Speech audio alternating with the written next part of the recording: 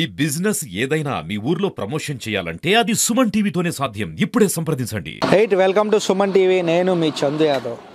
మొన్న గత శుక్రవారం మనం అందరూ చూస్తూనే ఉన్నారు. సో ఆక్సిజన్ టవర్లో ఒక ఇష్యూ జరిగింది. ఎవరైతే ఉన్నారో డెలివరీ బాయ్ ఆర్డర్ ఇవ్వడానికి 2914 అనే ఐ థింక్ 2914 అనుకుంటా ఆ ఫ్లాట్ దగ్గరికి వెళ్ళడం, ఆ ఫ్లాట్లో బ్రో అని ఇలా అన్నానని చెప్పి ఆ ఓనరు కోపంతో ఆ అబ్బాయిని కొట్టేయడం, తర్వాత ఆ అబ్బాయిని బట్టలు ఇప్పేసి ఇన్నర్తో బయటికి పంపించడం.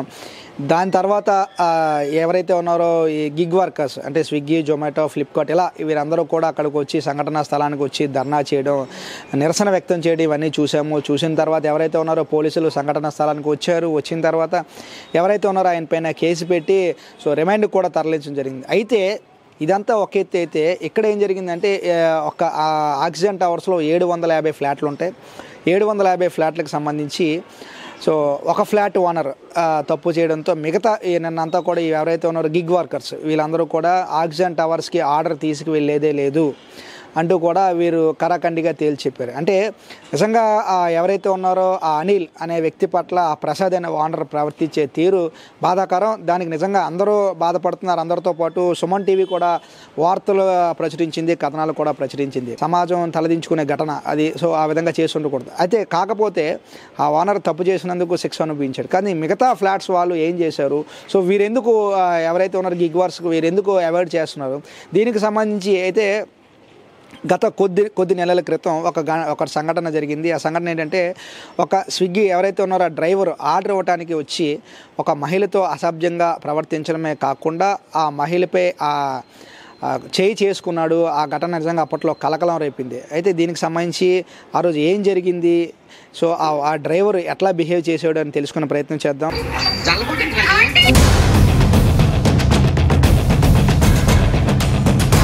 ఈ గేటు నుంచి లోపలికి రావడం జరిగింది. ఆ లేడీని పటాల్మని కొట్టడంతో లేడీ ఇక్కడ బయటకు వచ్చింది.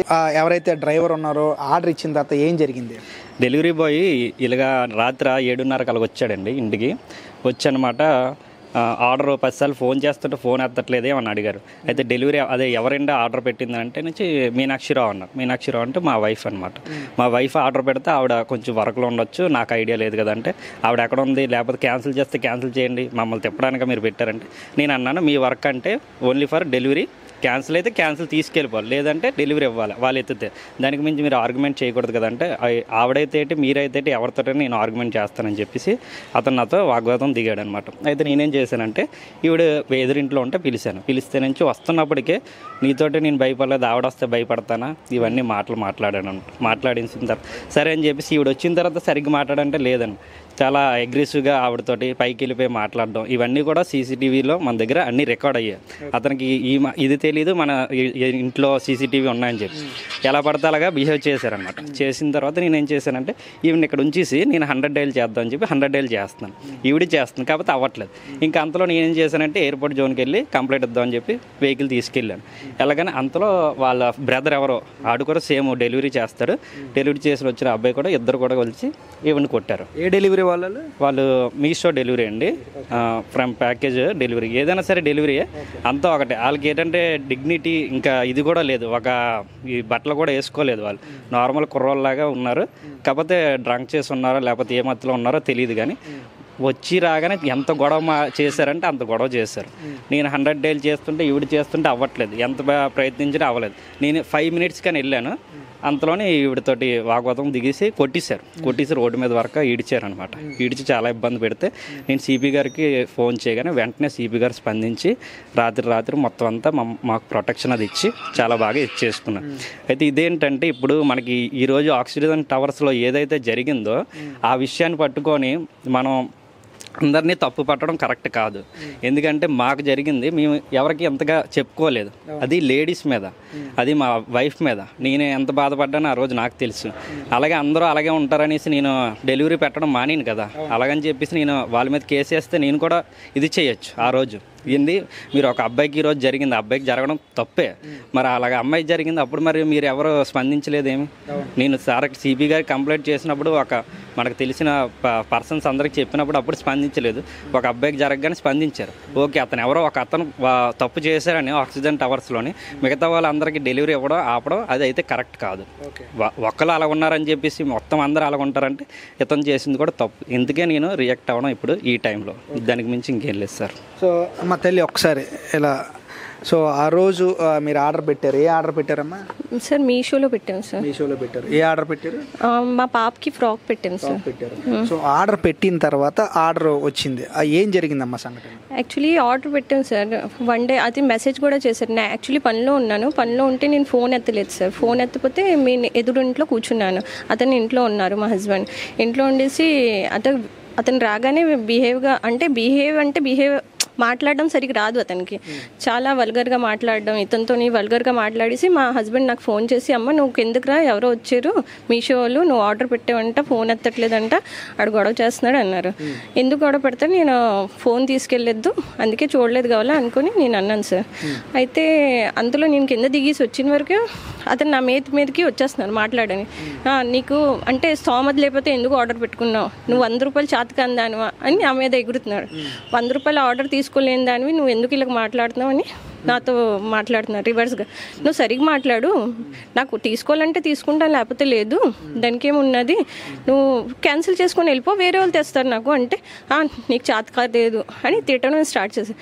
అంతలో నేను మా హస్బెండ్కి అన్నాను, ఇతను చెప్పాను సరిగ్గా మాట్లాడట్లేదు, మీరు పోలీస్ స్టేషన్కి వెళ్ళండి కంప్లైంట్ పెట్టండి అన్నాను. అంతలో ఇతను పోలీస్ స్టేషన్కి వెళ్ళారు. నేను జస్ట్ ఇక్కడ నిలబడ్డాను సార్. నిలబడగానే 100 డైల్లో ఫోన్లో యాక్చువల్లీ మాట్లాడుతున్నాను. అప్పుడే కనెక్ట్ అయింది, ఇతను వెళ్ళిపోయారు, కనెక్ట్ అయింది కానీ నేను మాట్లాడగానే అతను వాళ్ళ తమ్ముడికి ఫోన్ చేసి పిలిచారు. తమ్ముడో అన్నయ్యో తెలీదు. 10 మంది కుర్రోళ్ళకి వచ్చారా చంపేస్తా ఉంది ఈ అమ్మాయికి, వీళ్ళ హస్బెండ్ చాలా కష్టాలు కొద్దిగా ఎదవా ఇలాగాని తిట్టడం ఫుల్గా తిడుతున్నాడు. ఇతను పోలీస్ స్టేషన్కి వెళ్ళిన వరకు ఫుల్గా తిట్టేసి అబ్బాయి జస్ట్ గేటు తన్నేసి బైక్ తెచ్చి ఇక్కడ జస్ట్ పెట్టాడు. రాగానే ఫస్ట్ డెలివరీ బాయ్ నాకు కొట్టేశాడు. కొట్టగానే ఎందుకు కొడుతున్నావు అన్నాను. వాళ్ళ తమ్ముడు వచ్చి జుత్తు పట్టుకొని లాక్కొని ఇక్కడ తీసుకెళ్ళి కొట్టాడు సార్ నాకు. చాలా అంటే నేను అందరికి పిలిచాను. అంతలో మా హస్బెండ్ వచ్చారు. అప్పుడు మా హస్బెండ్ చెప్పాను, ఇలా కొట్టేశారు నాకు, ఇలాగ చేస్తున్నారు, చాలా వర్గర్గా నువ్వు లంజవి అని చాలా బూతులు తిట్టారు. అంటే నా పరువంతా తీసేశారు ఈ వీధిలోనే. అంటే చాలా అంటే నేను ఏడుచుకొని ఎవరికి చెప్పుకోవాలని అర్థం అవ్వలేదు.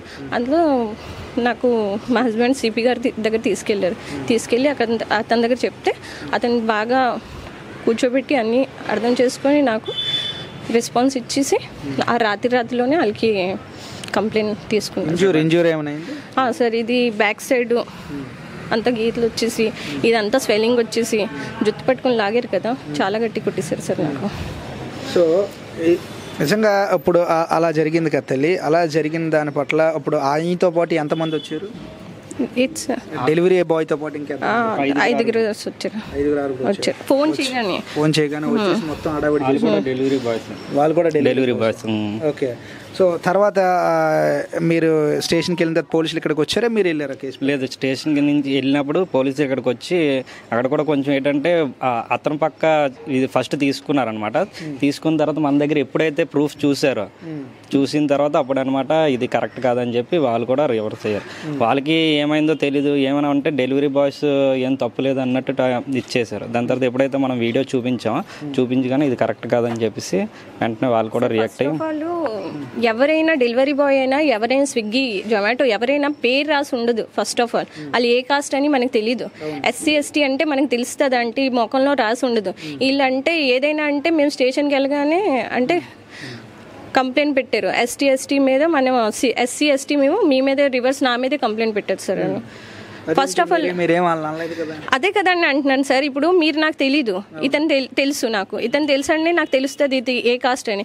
అతను ఎవరో వచ్చేసి ST SC అంటే మనకి ఎలా తెలుస్తుంది సార్? అలాగే ఎలా కంప్లైంట్ పెడతారు మన మీద? మనం దాన్ని వేరే దీంట్లో చేద్దామని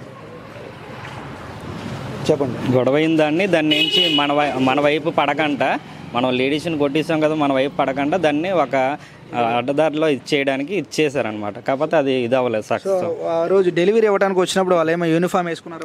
లేదు సార్, లేదు, యూనిఫామ్ లేదు, లేదు, క్యాజువల్గా ఉన్నారు. క్యాజువల్గా ఉన్నారు. అసలు నిజంగా డెలివరీ బాయ్ తెలియదు, లేకపోతే ఇంకెవరో తెలియదు సార్. సంఘటన జరిగిన తర్వాత మళ్ళీ వీళ్ళు కొట్టింది కాక వీరిపైన మళ్ళీ అంటే కులం పేరుతో దూషించారంటూ కూడా అట్రాసిటీ కేసులు పెట్టారు. సో నిజంగా ఈరోజు పోలీసులు చెప్తా ఉంటారు ఒక సీసీ కెమెరా 100 మంది పోలీసులతో సమానమని. ఇక్కడ మనం చూడొచ్చు, ఇక్కడ వారి సీసీ కెమెరా పెట్టుకోవడం వల్ల ఆ ప్రూఫ్స్ అన్నీ కూడా వీళ్ళు సబ్మిషన్ చేయడం వల్ల నిజంగా వీరు సేవ్ అయ్యారు. నిజంగా అదే సీసీ కెమెరా లేకపోయి ఉంటే దెబ్బలు తినింది కాక మళ్ళీ వీళ్ళ మీదే కేసులు పెట్టుకోవాల్సిన పరిస్థితి అయితే ఉందన్న. నిజంగా ఆ ప్రూఫ్స్ అని ఏదైతే సమయానికి పోలీసు అధికారులకి సమర్పించడంతో పోలీసు అధికారులు కూడా మొత్తం క్షుణ్ణంగా పరిశీలించి వారిపైన కేసులు పెట్టి వాళ్ళని రిమాండ్కి పంపించడం జరిగింది.